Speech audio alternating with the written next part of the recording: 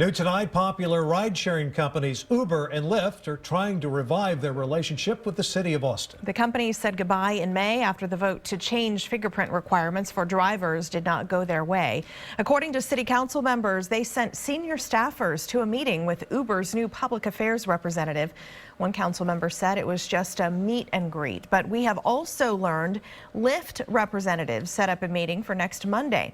Nothing is a done deal yet, but as KXAN's Aaron Cargile found out, people around town are interested.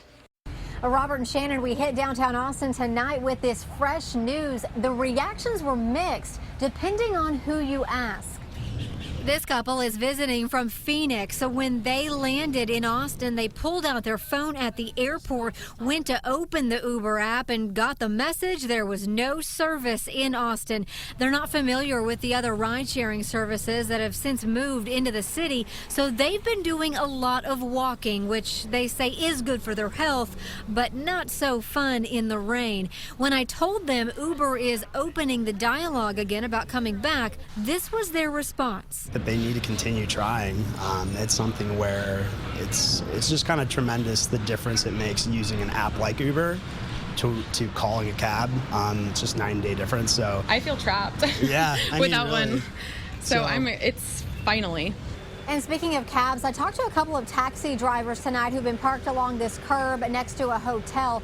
Neither one wanted to go on camera, but one of them told me Uber needs to stay away if they are not willing to play by the rules. But the other one had a different take. He said, bring back Uber. Competition is good, but the city has the challenge of making the game fair for everyone. In downtown Austin, Aaron Cargile, KXAN News.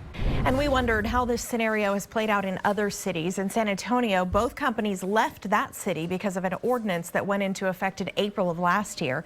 That ordinance also required city-approved background checks. But then in August, Lyft started a pilot program using the type of background check they wanted to perform. Uber held out until October and signed off on a similar setup. However, those two companies left and came back to San Antonio when the market had no other serious competition. But in Austin, the city now has 8 different ride-hailing options approved under current city rules.